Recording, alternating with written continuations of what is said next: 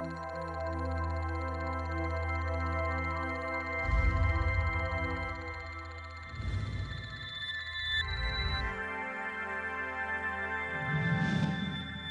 probably guessed I'm not Sir Ken, although I do share a similar lack of hair to Ken. We do have Ken's daughter in the house as well, which is great, but I'm not going to humiliate her by bringing her up on stage because that wouldn't be fair. What I'm going to do instead is basically talk to you about Ken. And sadly, Ken wasn't able to join us today. He lives in LA, you may or may not know. But we thought it was appropriate, as he's officially the most watched TED speaker ever, with his 2006 and 2010 talks being watched 200 million times in 150 countries. We thought it was appropriate that he did the intro to the event.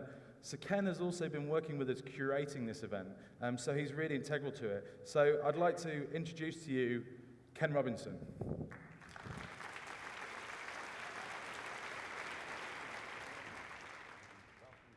TEDxLondon and the education revolution.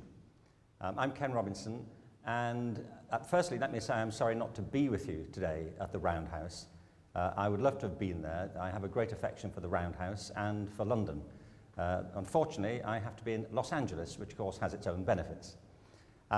This event has been organised by TEDxLondon, and I wanted to thank all the people who've put it together and have worked so hard over the past few months to make it work as an event in its own right. But I also wanted to say a couple of words of thanks because the event, to some extent, has been triggered by the second talk that I gave at TED in Long Beach. I spoke at TED originally in 2006 and talked about creativity. And Chris Anderson asked me to go back and talk again 4 years later, and I thought of that really as the sequel. And I called then for our efforts to be redoubled to revolutionize education. So today is an opportunity to develop some of those ideas through all the speakers that you'll be hearing and in the conversations that you'll be having between the sessions.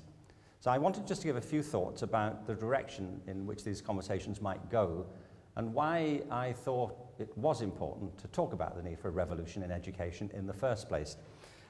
It's actually very appropriate that you should be meeting at the Roundhouse. The Roundhouse, if you've not been there before, has a long history in cultural policy and agitation. It was a centre for Arnold Wesker's Centre 42, which was named after a proposition that the trades unions put together to promote cultural access and cultural equity.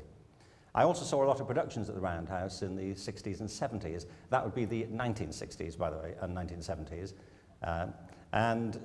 One of them was by Peter Brook, and I'm going to come back to that just before I wrap these comments up. But I wanted to firstly congratulate and welcome the other speakers. I know of their work. I particularly wanted to mention Jude Kelly, who will be speaking shortly. Jude and I have worked together for a very long time. Jude does wonderful work at the South Bank Centre, but we also worked together 10 years ago on a report for the British government called All Our Futures, Creativity, Culture and Education. And Jude's work, like mine, crosses over from the professional arts into education and beyond. So I wanted really to say that you're in good company today for this conversation, and there's great expertise in the audience. The reason I think we need a revolution is really captured in a phrase you hear politicians often misuse. They talk about the need to get back to basics in education, and I think we should. The problem, I think, is that many politicians, when they say get back to basics, seem to believe the basics are a group of subjects that they did when they were at school. And in particular, they tend to emphasize literacy and numeracy and science. Well, of course, they're fantastically important. But the basics of education are not a group of subjects. The basics in education are fundamental purposes. And I'd hope that you'd bear these purposes in mind during the day's conversations and the debates and issues which I hope will flow from today. There are three basics, as I see it, not in particular order of priority, though I have a reason for putting them in this sequence. The first of them is economic. Education has powerful roles in economic growth, development, and sustainability. And any conversation about education that doesn't take account of the economy is really, in some respects, detached and naive from the world that we live in. The problem is that the economies that we are now generating around the world are quite unlike the economies in which people, certainly of my generation, grew up in, and completely unlike the ones in which public education was conceived. The economies of the 21st century demand that we develop our skills of creativity and innovation and the great multiplicity of human talents. Our education systems don't do that. So one of the reasons for a revolution is to meet economic purposes. But the second is cultural. Education has fundamental roles in enabling our students, of whatever age they happen to be, to understand their own cultural backgrounds, their own histories and traditions, their own identity and what shaped and formed it. But it has equal responsibilities to encourage them to understand other people's cultures. The great challenges that we face on the planet just now are partly environmental, but they're also partly cultural. The great conflicts around the world are born out of cultural mistrust and misunderstanding. So the cultural roles of education are fundamental, and that has real implications for the curriculum. But the third, and I come to it last because it's, to me, the bridge into everything that matters to me in education as we start to build for the future. The third of them is personal. Education, in the end, is about people. It's about individuals. It's about their hopes and their aspirations. It's about their talents and their abilities and their passions. A lot of people are dropping out of education. A lot of people are staying in but detaching from it. And they all have personal reasons for doing that. Education is not a mechanistic process. It's a process that depends upon the imaginations and interests of students being properly engaged. So at the root of my call for a revolution is the need to personalize education. And I say it because, particularly over the last 10 or 15 years, education has in a way become more and more impersonal. The more that governments have driven to standardize education, the more they've driven education towards a narrow view of conformity, the less personal it's become. So at the root of the revolution, to me, is the need to reverse our priorities and focus on the students and the teachers. I mentioned Peter Brook. I used to go to the Roundhouse in the 70s, and I saw a number of productions by Peter Brook. Peter Brook, if you don't know, was a theatre director, still is. He was involved with the National Theatre, the Royal Shakespeare Theatre, and then he moved to Paris to set up the Centre for Theatre Research. I remember seeing his production of the Eek at the Roundhouse when the Roundhouse was a centre for innovative theatre in the 70s. Peter Brook wrote a book a number of years ago called The Empty Space. And in it, he talks about his interest in making theatre the most powerful experience it can be. And his argument really is that a lot of theatre experience is not terribly powerful. It passes the evening, but it would have passed anyway.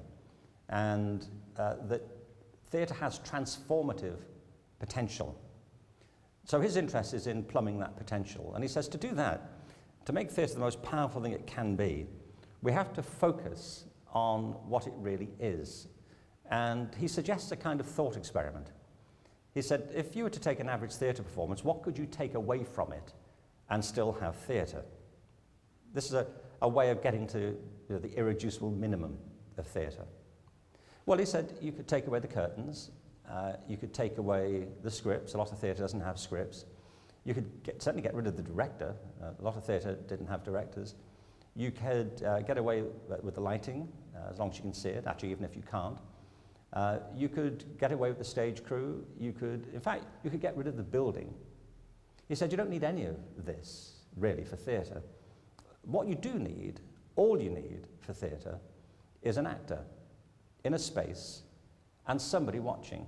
It could just be one other person, but an actor with an audience, that's it. The actor performs a drama. The fact of it being witnessed by an audience, that relationship is theatre.